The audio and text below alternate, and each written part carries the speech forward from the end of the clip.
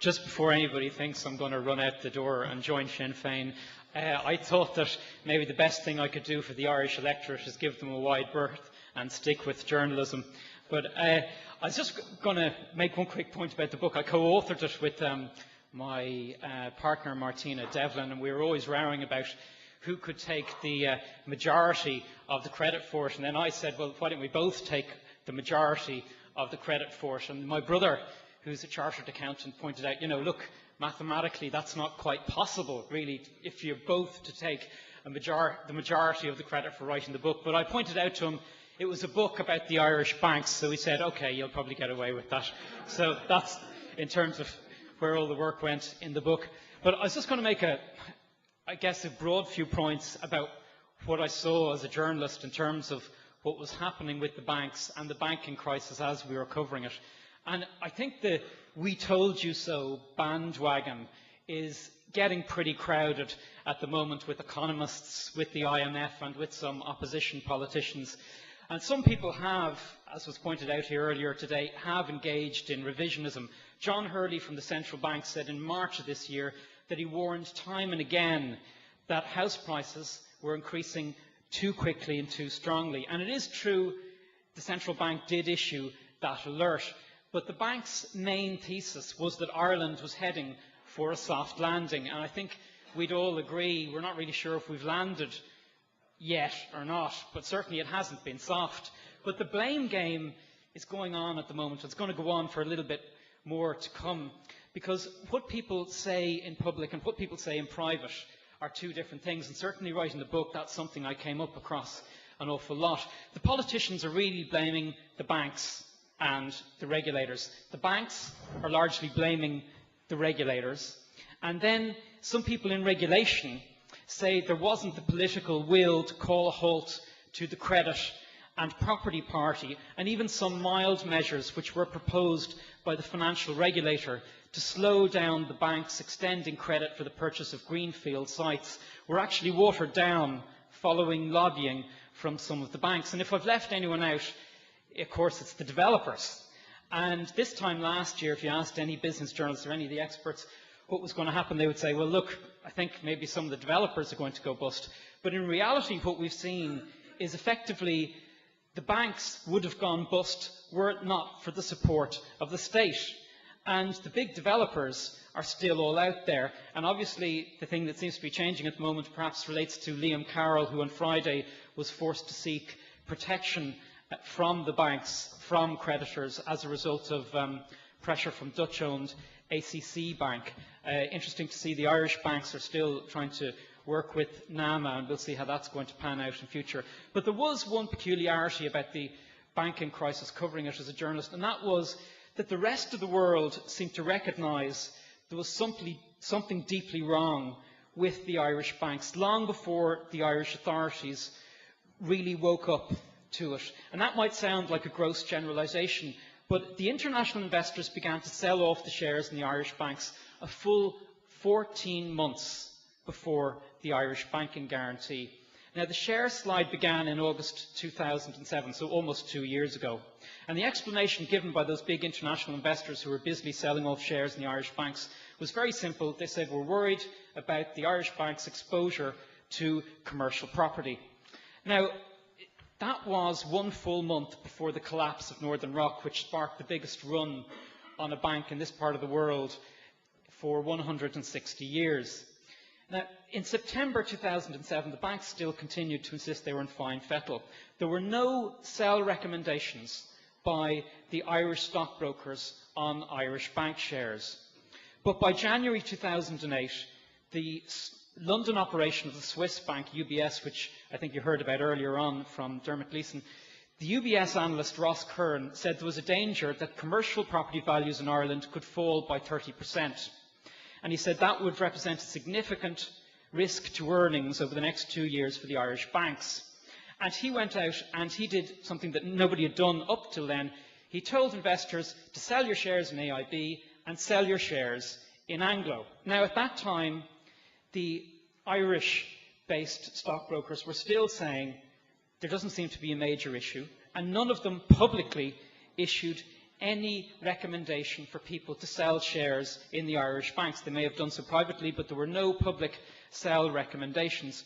And indeed, when this was put to them that, look, the Irish brokers have a different view on things to people across the water, some of them said, look, we think that they're really engaged in paddy bashing and nothing more. But if we went forward for 6 months into July 2008, Richie Boucher, who at the time was head of retail at banking at Bank of Ireland, appeared before an Oireachtas committee, and he assured politicians in terms that could not be misconstrued. He said, if bad debts and the economy get worse, we believe we are sufficiently capitalised. And he went on and he said, we believe we have enough capital to meet the bad debts of a significantly greater magnitude than we believe them to be. And we are very often wrong, but we have a strong belief that we have significant and sufficient capital to meet even the worst case scenarios that we envisage. Now, it's worth bearing in mind, Richie Boucher is now Chief Executive of Bank of Ireland. But at the time, he wasn't the only optimist. Indeed, most of the other banks were making similar noises. But the market was still telling us something different. The shares were still sliding. The international investors were still telling us something different. The bond market was telling us something different. It was the same message that they'd been sending at that stage for a full 12 months. And the regulator, whatever about the concerns about what regulators were doing in other countries, the regulator here didn't seem to be paying as much attention to what the international investors were saying. The chief executive of the regulator's office, Patrick Neary, appeared in prime time in September 2008. And his interview was an attempt to reassure the public there was no run on the Irish banks. And in that interview, he fostered the impression that the banking system was actually in good shape. And after his interview, Fine Gael's finance spokesman, Richard Bruton, said he found it astonishing that Patrick Neary said that the risky lending of the banks and the property market collapse had nothing to do with the current crisis. Mr. Bruton pointed out that Mr. Neary's insistence that liquidity was the only issue, rather than the bad lending and levels of capitalisation, suggests the regulator thinks we're largely dealing with a business-as-usual situation. Now, 11 days after that interview, which Patrick Neary gave, reassuring everyone that everything was okay, we did take the step of introducing the state guarantee for all the banks. People talk a lot about the collapse of Lehman Brothers, which is an institution which goes back before the Irish famine. And it obviously did enormous damage when it folded on September the 15th last year. We know a lot about that. And in effect, the event loosened a cornerstone and the whole financial edifice was no longer structurally sound. But you might ask yourself why, because banks have gone bust and closed before. But the simple reason for people outside the financial community who wonder about this a lot is that the money which was lent to Lehman's, those bonds were worth nothing as soon as Lehman's closed for business. And all of a sudden, as soon as Lehman's collapsed, lending to banks became a very risky proposition. Within 2 weeks of its collapse, the Irish banks were brought to their knees. On the evening of September the 29th, which was the big night, and we knew something big was going to happen after that night, that was the night when, at the end of business, Anglo's shares had fallen 46%, Bank of Ireland 17%, Irish Life and Permanent had lost a third of its value, and AIB was down 15%.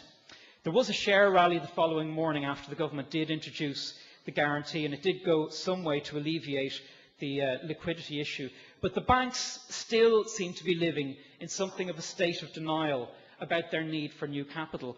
On October the 23rd, 2008, Eugene Sheehy, the chief executive of AIB, said he would rather die than introduce new capital. Introducing new capital meant diluting the existing shareholders, obviously. On November the 20th, 2008, the chief executives and the chairpersons were brought into Farmley, and they met Brian Lenihan there. And by this stage, the value of Irish shares had collapsed from €55 billion 18 months earlier to just €4 billion. So we're in complete wipeout territory. But many of the banks at those meetings were still trying to insist that they didn't see any need for introducing new capital. Now, by this time across the water, Britain had adopted a completely different strategy, a much faster strategy. Gordon Brown had seized the moment, and he provided a £37 billion bailout shared by Royal Bank of Scotland, which owns Ulster Bank, which provided loans to people like Sean Dunn. You may remember the jewellery site in Ballsbridge. That's going to be the British government's problem, or so the Irish hope anyway. And obviously that guarantee and the bailout which Gordon Brown provided also covered Lloyds TSB, which is taking over Halifax Bank of Scotland, which has a large-ish operation here, which has expanded. But we know what happened here afterwards. The bailouts and the recapitalisations of AIB and Bank of Ireland, €3.5 billion for each, and a €3 billion recapitalisation of Anglo, its nationalisation, and potential for a similar recapitalisation again of Anglo.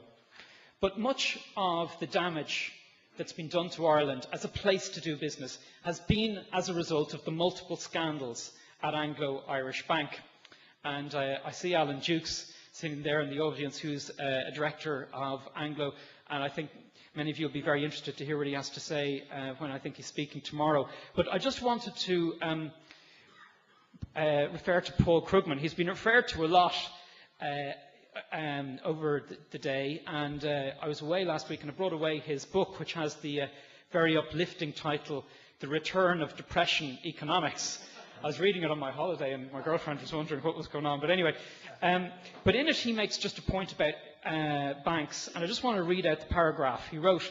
He says that carelessness offers a tempting opportunity to unscrupulous businessmen. Just open a bank, make sure it has an impressive building and a fancy name, attract a lot of deposits by paying good interest, if that isn't allowed, by offering toasters or whatever, then lend out money at high interest rates to high-rolling speculators, preferably your friends, or maybe even yourself, behind a different corporate front. The depositors won't ask about the quality of your investments, since they know they are protected in any case. And you now have a one-way option. If the investments do well, you become rich. If they do badly, you can simply walk away and let the government clean up the mess. Now, he was just making that as a broad point about banking and some of the pitfalls. But so much of what happened in Anglo isn't new. It's just actually new to us. And this could be explained why people are so bewildered by the speed and the slump and its severity. But there are two questions repeatedly put to people who are involved in this area. The first one is, where did all the money go? And the second one is, will people go to jail? And in terms of the first one, the answer isn't too difficult because the money wasn't there in the first place. The second one is a little bit more tricky. We simply don't know. But I just wanted to give you a very brief overview of the various parts of the Anglo affair that are under investigation and who's looking at it and what the potential penalties are. First is Anglo's secret loans to directors, which were warehoused by Irish Nationwide. Quick point on Irish Nationwide, because Frederick was looking for some good news. The good news was one of the Icelandic banks was trying to take over Irish Nationwide and couldn't do the deal, so that's some good news for Iceland. But anyway, so they warehoused these directors' loans, primarily the €106 million lent to the former chairman, Sean Fitzpatrick. Those loans are being examined by the financial regulator, the Stock Exchange, and the corporate enforcer, Paul Appleby. Next is the Golden Circle. Now, these were the investors who were lent money to buy Anglo shares from Sean Quinn, but that lending came from Anglo, and that's the very tricky point. And the potential loss, as outlined in Anglo's annual report, the potential loss to Anglo is €300 million or so as a result of that.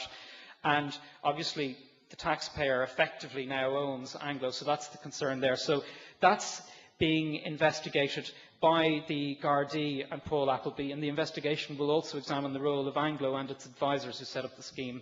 Next is the back-to-back deposits involving Anglo and Irish Life and Permanent, I should say, which totaled €8 billion. Now, those transactions, the concern about them is that they effectively allowed Anglo to present a better set of results than would have been the case. Effectively, those deposits were misrepresented to investors, and they should not have been stated as they were when Anglo initially set out its results. They have been referred to the Gardaí by the financial regulator as well. The Institute of Chartered Accountants is investigating the role of its members, including Ernst & Young, who audited Anglo, the bank's former directors, Sean Fitzpatrick, David Drum and Willie McAteer, and Irish Life and Permanent's former finance director, Peter Fitzpatrick. But the most serious aspect of the multiple investigations relates to the deposits made in conjunction with Irish Life and Permanent and the Golden Circle deal. And the reason they are more serious than anything else is that they involve potential breaches of market abuse regulations which carry penalties of up to €10 million and are 10 years in jail. So we don't know what's going to happen there, but certainly many people would argue, when you look at what's happening in the United States with Bernie Madoff immediately going to jail, at least it shows what happens when you do wrong and when ordinary people are duped and misled. And I think, speaking to many people out there, they would like to see that people who do wrong do suffer the punishments that they are due and don't just get off the hook because they have the ability to use very well practiced lawyers. Anglo was certainly the most risky of the Irish banks, and just to answer that question of how the banking crisis happened, you can just look at its lending. From 2004 to 2008, lending to customers at Anglo almost tripled, from €24 billion to €72 billion. Over the same period, lending at AIB nearly doubled, from €76 billion to €129 billion. Now, the scale of this expansion was unnerving, particularly as it coincided with the later stages of a boom. But lending with all banks increased dramatically, and I was just talking about the figures regarding general lending, but the key issue about all of this is the lending to property developers. And I know that Dermot Gleeson was speaking here earlier, and he did say that banks had made lending and had made big mistakes in their lending, and he was certainly right, because if you look at the list in terms of lending to property developers, at the top is AIB. And it lent €22 billion to property developers. Next, Anglo, €17 billion. Next comes Bank of Ireland at €13 billion. So if you just stop there and think about that for a moment, the two biggies, AIB and Bank of Ireland, the lending to property developers at AIB was very large when compared with Bank of Ireland. AIB, €22 billion, Bank of Ireland, €13 billion, a big difference there. Next was Irish Nationwide, which lent €8 billion to property developers. Now, that accounted for 80% of its lending. It's worth bearing in mind it was supposed to be a building society. Therefore, it was supposed to be lending to people to buy homes, lending ordinary mortgages, but 80% of its activity was to large-scale property development. And then EBS had a much smaller amount to property developers of €500 million. In total, those loans to developers came to €60 billion, and we know the National Asset Management Agency, or NAMA, is going to take on those loans as well as the land loans. Now, the land loans, effectively what they're talking about there, is stuff that's already built. In other words, it's not in development, like a shopping centre, which has a loan attached to it. And all of that accounts to €90 billion. That's what the total value of those loans was. The government is going to be buying that back via NAMA, and we don't really know how much they're going to pay. They're going to have to go through all the loans, but that's the key issue. Potentially the figure, one figure that's out there, is Ireland may have to buy back those loans at a cost of €50 billion. But the next question is, what exactly is going to happen to Anglo? The government has ruled out an orderly wind down of the bank. So far, to the best of my knowledge, there's no published business plan for the bank. No chief executive appointed, and potentially half of the bank's loans could go into NAMA. We know the size of the balance sheet is going to be shrunk, and the government does seem to be open to offers to those willing to purchase part of its loan book. So while the Minister for Finance may rule out a wind down, what's going to be left is going to be an awful lot smaller than what was there before. But what about the other banks then? It certainly seems as if there's going to be consolidation, and when I say consolidation, I mean mergers and there would really have to be. And when we have mergers, that generally does mean job losses. And speaking to the people in the banking sector, they say potentially we're looking at 10,000 job losses over the next few years within the Irish banking sector. And that's obviously going to be very painful, and they're also going to be quite good jobs. They're going to be reasonably well-paid jobs for qualified people. And many of those people were following orders from on high, and many of them feel very badly about what's happened, and many of them are really quite innocent. Others aren't, but a lot of the people who lose their jobs didn't do anything wrong. It seems as if Bank of Ireland will end up being about 25% owned by the state. AIB is in a different position. The shareholding by the state could end up being significantly larger, perhaps a majority shareholding. Then Permanent TSB, there's a possibility that it might be separated out of Irish Life and Permanent, and it could form part of a third banking force with a merged EBS and Irish Nationwide. Now, the IMF puts the losses at the Irish banks over the coming years at €35 billion.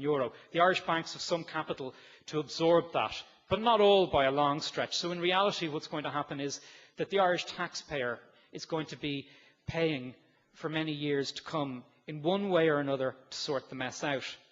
And maybe we've learnt our lesson from what happened, but history repeats itself for those who weren't watching the first time.